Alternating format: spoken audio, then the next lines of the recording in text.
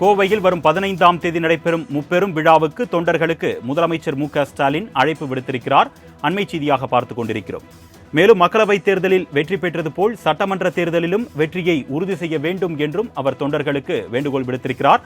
நாடாளுமன்ற தேர்தலில் 40 தொகுதிகளிலும் நாம் மகத்தான வெற்றி பெற்றுள்ளோம் என்றும் அதேபோன்று சட்டமன்ற தேர்தலிலும் வெற்றி பெற வேண்டும் என்றும் தொண்டர்களுக்கு அவர் கோரிக்கை வைத்திருக்கிறார். அண்மை செய்தியாக நாம் பார்த்துக் கொண்டிருக்கிறோம். இது குறித்த கூடுதல் விவரங்களை செய்தியாளர் ஷெலினா வழங்க நாம் கேட்கலாம். வணக்கம் ஷெலினா, தொடர்பான கூடுதல் விவரங்கள்.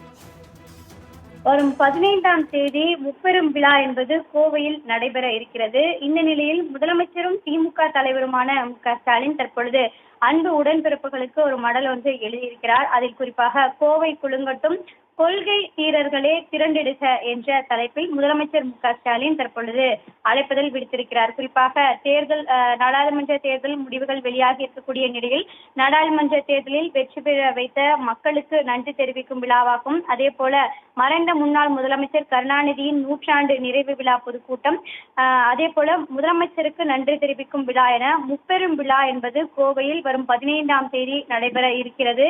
இந்த நிலையில் முதலமைச்சர் மு.க.ஸ்டாலின் தொண்டர்கள் அனைவரையும் இந்த விழாவில் கலந்து கொள்வதற்கு வருகை தர வேண்டும் என்று இந்த மடலின் மூலமாக அழைப்புதல் விடுத்திருக்கிறார். குறிப்பாக தமிழ்நாட்டில் வெற்றி பெற்றிருக்கக்கூடிய இந்தியா கூட்டணிக்கு மட்டுமன்றி இந்திய ஜனநாயகத்திற்கும் நம்பிக்கை அளித்திருப்பதால் கோவையில் நம் தோழமை கட்சிகள் தலைவர்களின் பங்கேற்பதுடன் நடைபெற இருக்கக்கூடிய முப்பெரும் விழா என்பது மாபெரும் ஜனநாயக பொதுக்கூட்டமாக அமைந்திருக்கிறது என்றும், மேற்கு மண்டலம் தங்களின் பட்டா நிலம் என்பது போல் நினைத்து கொண்டிருக்கக்கூடிய அங்கிருக்கக்கூடிய மக்களை வஞ்சித்து அரசியல் லாபம் தேடி இருக்கக்கூடிய கட்சிகளுக்கு உண்மையான நிலை என்ன என்பதை கழகத்திற்கும் அதன் கூட்டணி கட்சிகளுக்கும் வெற்றியின் வாயிலாக மேற்கு மண்டல மக்கள் உணர்த்தியிருக்கிறார்கள் என்றும், அதன் மூலமாக தான் கோவையில் இந்த முப்பெரும் விழா என்பது தற்பொழுது நடைபெறுவதாகும்.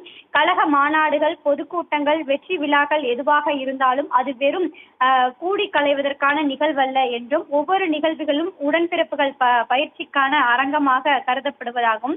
நாடாளுமன்ற தேர்தலில் 40க்கு 40 தொகுதியும் உள்ளடக்கி வெற்றியை மக்கள் தந்திருக்கக்கூடிய நிலையில் 39 சட்டமன்ற தொகுதிகளில் உட்பட்டிருக்கக்கூடிய இடங்களில் 221 சட்டமன்ற தொகுதிகளில் முன்னிலை வகுத்து வெற்றி பெற்றிருப்பது என்பது இதுதான் தமிழ்நாட்டு மக்கள் நமக்கு அளித்திருக்கக்கூடிய நல்ல முயற்சி என்று கருதப்படுவதாகவும், அதே போல இந்த 3 ஆண்டு கால திராவிட மாடல் அரசில் திட்டங்கள் தமிழ்நாட்டில் இருக்கக்கூடிய ஒவ்வொரு குடும்பத்திற்கும் நேரடியாக பயனளிக்க காத்திருக்கக்கூடியதாகவும், மக்களின் நம்பிக்கைக்குரியவர்களாக நாம் இருக்கிறோம் என்றும் முதலமைச்சர் மு.க.ஸ்டாலின் சுட்டிக்காட்டியிருக்கிறார்.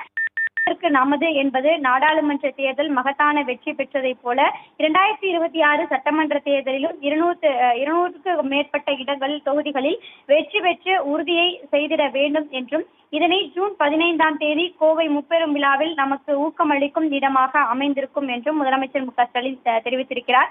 காணப்போகும் காலங்கள் அனைத்திலும் கழகம் வெல்லட்டும் என்றும், கோவை குலுங்கிடும் கொள்கை தீரர்களே திரண்டிடுக என்று முதலமைச்சர் அழைப்புதல் விடுத்திருக்கிறார். விரிவான தகவல்களுக்கு நன்றி ஷெலினா.